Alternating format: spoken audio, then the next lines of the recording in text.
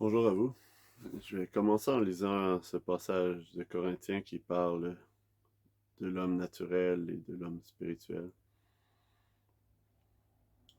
Je vous encouragerais, je suis dans 1 Corinthiens chapitre 2, je vais lire à partir du verset 11, mais je vous encouragerais à lire tout le chapitre dans votre lecture personnelle si mon partage vous édifie et vous amène à réfléchir et à grandir en Jésus-Christ.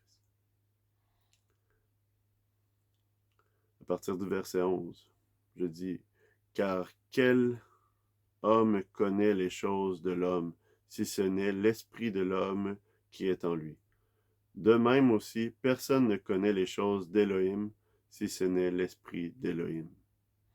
Pour nous, nous n'avons pas reçu l'esprit du monde, mais l'esprit qui vient d'Élohim, pour connaître les choses qui nous ont été gracieusement données par Élohim, desquelles nous parlons, non avec les paroles qu'enseigne la sagesse humaine, mais avec celles qu'enseigne le Saint-Esprit, comparant les choses spirituelles avec le spirituel.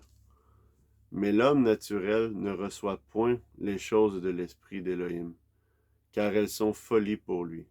Il ne peut les connaître parce qu'elles se discernent spirituellement. Mais celui qui est spirituel juge toutes choses, et il n'est lui-même jugé par personne. Car qui a connu la pensée du Seigneur pour l'instruire? Mais nous avons la pensée de Christ. Dans ce passage, il révèle clairement que la sagesse d'Élohim et la sagesse naturelle, la sagesse de l'homme sont deux choses complètement opposées. Et aujourd'hui, je voulais vous... La raison de cette vidéo-là n'était pas nécessairement ce passage-là, était plus un passage qui se trouve dans le Sermon sur la montagne, dans Matthieu 7. Mais je voulais partager par rapport au fait on peut lire un texte et l'homme naturel peut voir une direction, ou l'homme religieux peut s'attacher à une direction que le passage dit, mais l'homme spirituel voit un autre message. Et la première fois que j'ai réalisé ceci dans ma vie, c'était à travers le passage de 1 Corinthiens chapitre 14, un chapitre qui parle des dons de l'esprit, qui parle de désirer le don de prophétie, mais, mais aussi que le Seigneur nous donne aussi les langues, et que les langues servent à notre édification, et qu'elles sont intelligibles, que c'est quelque chose que l'homme naturel ne peut pas comprendre. Pour recevoir cela, ça prend l'interprétation de l'esprit d'Élohim. Et j'avais été enseigné que le don des langues ou le don de prophétie, toutes ces choses-là, dès mon enfance, j'avais été enseigné que c'était infini et que ça venait du diable. Mais lorsque l'Esprit de Christ est venu en moi, les dons ont commencé à agir dans ma vie, jusqu'à m'amener à désirer le don des langues, mais ayant la sagesse de l'homme naturel. Et le Seigneur, dans le fond, m'a conduit dans un long cheminement pour m'amener à la révélation de cela. Mais comment cette révélation est arrivée? Par la lecture de la parole, simplement. J'ai cherché d'étudier ce passage-là. Le passage de Corinthiens 14, je l'ai étudié, moi, je crois, à une dizaine de reprises, en allant chercher les mots en grec, presque chacun des mots, et aller étudier la profondeur du texte, essayer de comprendre, et ne voyant rien, ne comprenant point le passage. Et un jour, une femme était assise à table avec nous. Mon épouse lui a demandé qu'elle savait qu'elle priait en langue. Elle lui a demandé simplement, c'est quoi le parler en langue pour toi? Et cette femme a simplement lit les Écritures. Elle lit le chapitre 14, mais elle le lit avec sa foi. Et sa foi m'a été transférée. Mes yeux se sont ouverts, mais les écailles de mes yeux ont tombé. Et autant que je le voyais d'une manière religieuse avant, qu'à ce moment-là, mes yeux se sont éclaircis et j'ai vu la lumière et la vérité et la liberté qu'il y avait derrière ce texte. Dans ce passage me conduisait à la mort, à la base, par mon interprétation religieuse que j'avais reçue de mes pères. Mais ce même passage me conduit à la vie et à la liberté. Et aujourd'hui, je pourrais vivre ma vie en Christ sans prier en langue. Parce que c'est la prière qui sert à m'édifier, à me fortifier, à me faire grandir dans la personne de Christ. Et même avec le temps, j'ai découvert qu'elle servait à beaucoup d'autres choses, cette prière. parce que c'est la prière qui vient de l'esprit et non celle de mon intelligence ou de mon âme. Mais c'est pas le but de la vidéo, c'est pas sage là. Mais c'est la première fois que j'ai réalisé qu'il y avait un message pour être une pierre d'achoppement, puis un message pour être la vérité. Comme Christ qui est la pierre d'achoppement. Pour les pharisiens, il a été la pierre d'achoppement lorsqu'il était sur terre. Ils se sont butés contre elle, mais sur cette même pierre est appuyée chacune des pierres de l'Église, qui sont ses disciples, ses enfants, les saints du royaume, la prêtrise du roi des rois. Alors, je vais lire un passage dans Matthieu chapitre 7, c'est le verset 21 à 23 que je vais lire. Ça dit, « Ce n'est pas tout homme qui me dit Seigneur, Seigneur qui entrera dans le royaume du ciel, mais celui qui a fait la volonté de mon Père qui est dans le ciel. Plusieurs me diront en ce jour-là, Seigneur, Seigneur, n'avons-nous pas prophétisé en ton nom? N'avons-nous pas chassé les démons en ton nom? Et n'avons-nous pas fait plusieurs œuvres magnifiques en ton nom? Alors je leur dirai ouvertement, je ne vous ai jamais connu. Retirez-vous de moi, vous qui pratiquez l'iniquité. » Et le mot iniquité qui est là, c'est aussi, ça vient du terme grec, et le terme grec, si on le traduit, il se dit vous qui êtes sans loi. Et là, on a à travers ce texte-là des hommes qui ont prophétisé dans le nom du Seigneur, qui ont chassé des démons dans le nom du Seigneur, qui ont fait beaucoup d'autres œuvres magnifiques dans le nom du Seigneur, peut-être guérir des malades, qui ont fait plusieurs choses dans le nom du Seigneur. Puis le Seigneur dit, je ne vous ai jamais connu, retirez-vous de moi, vous qui êtes sans loi, vous qui pratiquez l'iniquité. Et ce qui arrive dans ce passage-là, c'est qu'on peut le regarder sur le fait on ne l'a jamais connu parce qu'on a vécu sans loi, ou parce qu'on ne l'a jamais connu, on vit sans la loi, sans loi. Et c'est vraiment deux angles de vue très différents.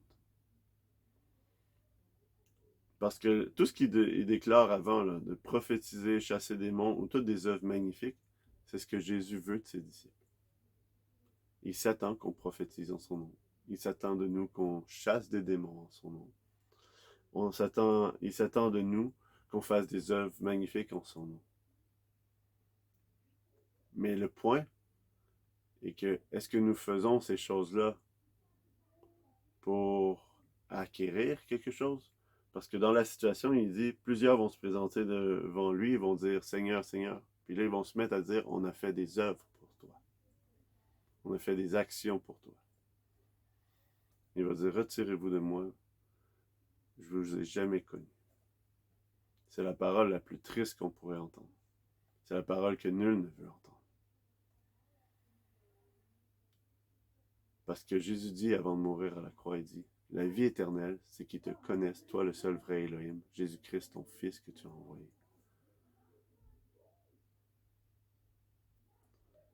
Jésus veut qu'on le connaisse d'une connaissance intime, d'une relation profonde avec lui. Et si tu fais les œuvres du Seigneur,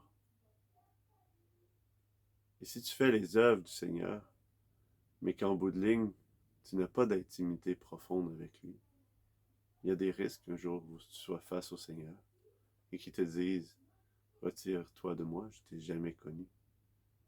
Si tu justifies que tu es un enfant d'Élohim parce que tu t'investis dans l'évangélisation ou que tu pratiques les bonnes œuvres, ou même l'autre interprétation que je disais tout à l'heure, c'est que les gens, ils vont aller vers ah ben, il faut pratiquer la loi, pratiquer les commandements de Jésus, puis là, aller chercher toutes les règles que Jésus a enseignées. Parce que si on continue, verset 24, il dit, chapitre 7, verset 24, il dit, quiconque donc entend ces paroles, je le dis, les met en pratique, je le comparerai à un homme sage qui a bâti sa maison sur le roc. Fait que là, on va dire, ah ben, ces paroles, c'est tout le message qu'il dit avant, le sermon sur la montagne. Mais si on discerne le sermon sur la montagne comme une liste de lois ou une liste d'ordonnances, plutôt que comme une façon de réaliser qu'il faut être en relation avec le Seigneur, qu'il faut être bâti sur le roc. Qui est le roc? Qui est le rocher de notre salut? Qui est cette pierre angulaire? Jésus a demandé à ses disciples, qui dites-vous que je suis? Il dit, tu es le Christ, le Fils de l'Élohim vivant. Il a dit, tu as bien répondu, Pierre. Il dit, sur ce roc, je bâtirai mon Église. Sur la révélation du Messie, il va bâtir son Église. Et quand on cherche à bâtir, que ce soit sur des œuvres d'obéissance par la foi, des œuvres de puissance, de prophétie, de guérison, de délivrance, ou que ce soit sur des œuvres de vouloir accomplir tout le sermon sur la montagne, peu importe ces œuvres-là, si on s'appuie dans notre relation avec le Seigneur comme ça, à la fin, il y a un grand risque qu'ils nous disent « Je vous ai jamais connu ». Parce que oui, c'est toutes des actions qui désirent qu'on vive, mais on ne doit pas essayer de les vivre. La réalité, c'est que Jésus nous appelle à renoncer à nous-mêmes, à renoncer à notre propre chemin. Il dit que celui qui est entré dans ce repos, ça c'est dans Hébreux chapitre 4, celui qui est entré dans son repos, c'est reposer de ses propres œuvres. Si on accepte réellement ce qu'il nous dit dans Luc 14, quiconque ne hait son père, sa mère, ses frères et même sa propre vie n'est pas digne d'être mon disciple. La haine qu'on doit avoir à cet endroit-là, la haine qu'on doit avoir, que ce soit envers notre père, notre mère ou notre propre vie, c'est la haine des œuvres de l'homme naturel. C'est la haine de la nature de péché de l'humanité. Et si on cherche par nos efforts à faire les bonnes actions, si on cherche à mettre en pratique toutes ces actions-là, plutôt que de chercher le Seigneur, il dit cherchez d'abord le royaume des cieux et sa justice. Mais qui est ce royaume? Si ce n'est que le roi.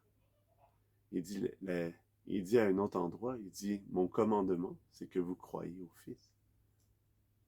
Il dit je suis le sarment, vous êtes, je suis le cep, vous êtes les sarments, excusez. Je suis le cep, vous êtes les sarments. Le sarment ne force pas pour faire un fruit. Il reste juste attaché au cep. Toute l'Écriture nous révèle ce message simple de demeurer en lui. Le psaume 91 nous dit, celui qui demeure à l'abri du Très-Haut. Après ça, il y a une liste de belles bénédictions de tout ce qui va lui arriver. Mais la seule chose qu'il a à faire, ce gars-là, ou cette femme-là, c'est de demeurer à l'abri du Très-Haut, à rester dans le creux du rocher, comme Moïse dans la montagne. Le Seigneur vous invite à rentrer dans une profonde relation avec lui. Le Seigneur veut que vous connaissiez sa piété. Et c'est ça que je veux révéler aujourd'hui. Parce que j'ai rencontré des gens qui ont cherché à vivre la loi de Jésus, à essayer d'appliquer chacune des règles que Jésus enseigne, plutôt que de chercher Jésus lui-même. Si on cherche Jésus lui-même, le fruit cela va produire dans notre vie, c'est qu'il dit « Mes brebis entendent ma voix et elles me suivent ». Si on reste à côté du berger, il va nous dire tout ce qu'on a à faire. On n'a pas besoin de s'appliquer à essayer de s'attarder à saisir les commandements ou à saisir ce qu'il veut. Il dit qu'il va inscrire sa loi sur nos cœurs. Ézéchiel 36 dit qu'il va nous donner un nouveau cœur, un nouvel esprit. Ça, c'est la nouvelle naissance. Mais après ça, il dit « Et je mettrai mon esprit en eux afin qu'ils marchent dans mes voies. » Et quand on cherche à suivre des lois et des principes, en fait, on fait exactement ce que Pierre nous met en garde dans l'Épître à Timothée, quand il dit ayant l'apparence de la piété, dans les derniers temps, ils auront l'apparence de la piété, mais ayant renié la force. Le mot apparence qui est là, c'est forme. C'est le format en grec. Mais c'est ayant la forme de la piété, mais ayant renié la force. Et quand on se met à se donner des règles de sainteté, de pratiquer des lois pour des principes, on tombe dans un formalisme. On décrit, voici la forme de la piété. Et quand on fait cela, on tombe sur le même régime que Babel, qui voulait bâtir avec des briques plutôt qu'avec des pierres vivantes. Parce que la tour de Babel a été bâtie avec des briques, un moule où ce que tout le monde est pareil, où ce que tout le monde doit agir de la même façon. Tandis que Jésus lui bâtit une église avec des pierres vivantes. Aucun bâtiment en pierre naturel peut être identique à un puis à l'autre. Chaque pierre a sa propriété, chaque pierre a sa forme. Et le Seigneur fait ça. Et oui, c'est plus difficile dans le côté relationnel quand on accepte cette réalité-là. C'est beaucoup plus facile de bâtir avec des briques.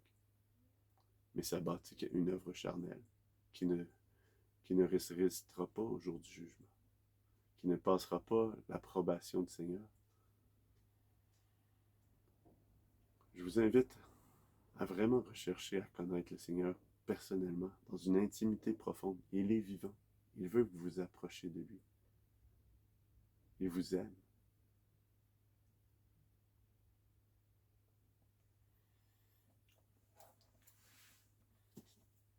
J'aimerais prier pour vous et demander au Seigneur si j'ai autre chose à dire aussi.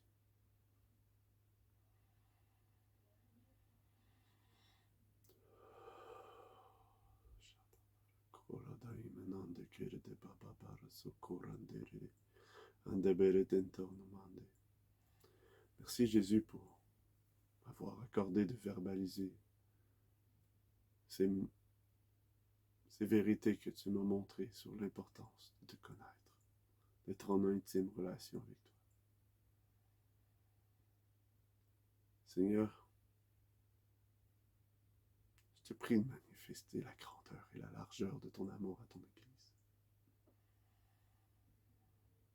À tous ces gens qui sont piégés par la loi, comme le chapitre de Romains 7, entre la mort avec Christ dans les eaux du baptême et la marche par l'Esprit du chapitre 8.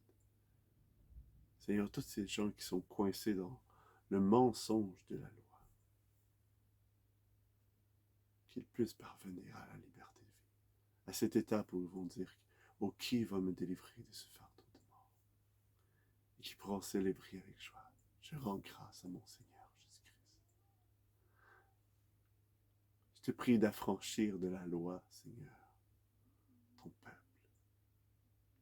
afin qu'ils puissent goûter tes hauts faits, qu'ils puissent goûter à quel point tu es bon, comme dit l'apôtre Pierre. Qu'ils puissent arrêter aussi de chercher à produire pour ton royaume, mais plutôt de s'unir à toi, afin que toi, tu vives en eux, que toi, tu fasses couler le fruit de leur vie. Je te remercie, Jésus, pour la liberté que tu m'as offerte, mais Seigneur, je la désire aussi pour mes frères.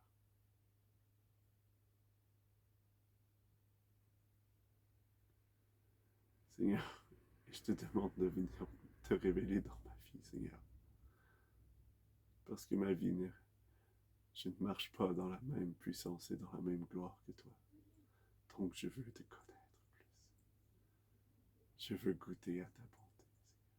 Je veux goûter à qui tu es.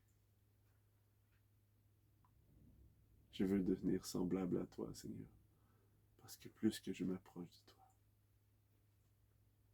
plus je suis libre de vivre dans ce monde, libre de la peur. Pour toi qui écoutes ce message et qui est saisi par la peur, que tu désires témoigner ta foi, et que tu es saisi par la peur. Pour toi qui écoutes ce message et qui entend la voix du Seigneur et qui est tel un prophète, mais que la peur t'empêche d'avancer. Pour toi qui est appelé à exercer la libéralité, mais qui t'inquiète de tes finances et qui est saisi par la peur.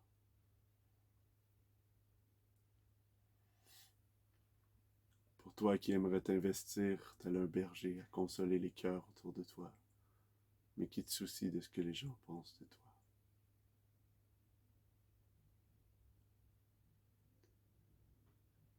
Dans le nom de Jésus, je lis l'esprit de peur sur vos vies. Alléluia. Je lis l'esprit de peur sur vos vies et je lui ordonne de quitter et d'aller dans l'abîme, dans le lieu qui est réservé, et qu'elle y demeure, que la peur demeure là-bas. Parce que Jésus vous dit, à chaque jour, n'aie point peur, mon enfant. Ne crains rien et en tout temps, fais monter des actions de grâce. Merci. Merci pour la liberté qui se trouve en toi. Merci parce que lorsqu'on s'approche de toi, tu nous fais connaître la vérité. Et cette vérité